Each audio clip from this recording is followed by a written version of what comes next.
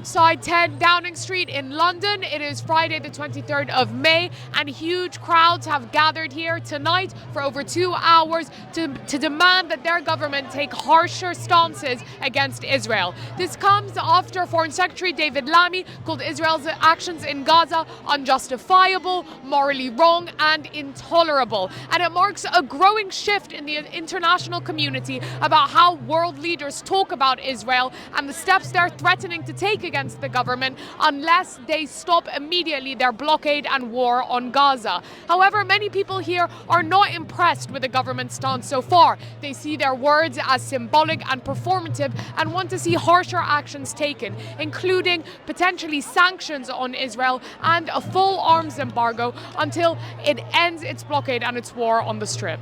We're protesting because the British government this week said it was going to suspend all arms supplies to Israel. Our evidence is that arms supplies over the last few months have gone up, and they also said they're going to suspend trade talks with Israel. I hope that's the case. My point is that the crucial thing that Israel has got, which it uses to destroy hospitals, schools and homes in Gaza, is the F-35 jet. 15% of its components are manufactured in Britain, and they are fed into the global supply chain, and Israel buys them from the global supply chain and uses them. So we're demanding that the government stands by its word and stops all arms supplies to Israel, and that's the message we're giving out today. The government in the last few days has been admitting a number of things. They've been crumbling politically. They've been admitting that what Israel is doing is horrific. They've been condemning the attempt to starve people in Gaza. They've been calling on Netanyahu to end the fighting. They've been calling for a ceasefire. All demands that we have been making from the get-go 19 months ago. Clearly there's a deep level of hypocrisy and cynicism to these statements, but nevertheless it's very, very significant because it shows that their argument is crumbling. Their whole position is becoming untenable.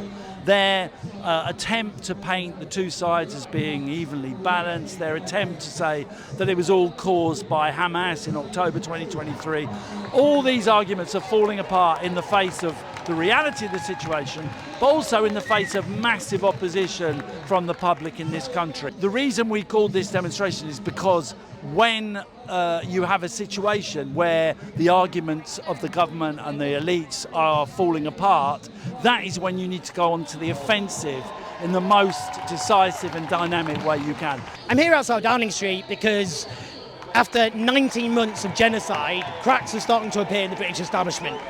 And cracks are starting to appear because the scale of the crime is so impossible to hide, because people protesting and speaking out has actually had consequences. Public opinion, which always opposed Western complicity in this genocide in this country, in Britain, has come to a point now, I think, of revulsion at what is happening.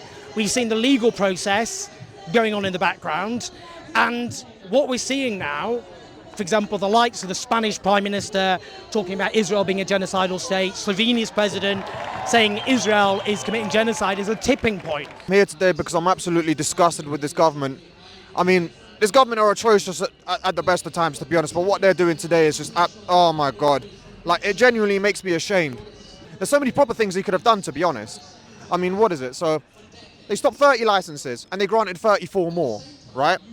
They're still handing out the parts to the F-35. There's hundreds of millions pounds worth of weapons contracts that have been going out to these people in the first place. More weapons have actually been exported to the Israelis under the Labour government than was done under 4 years under the Conservatives. So there's stuff that you actually wanted to be doing in the first place.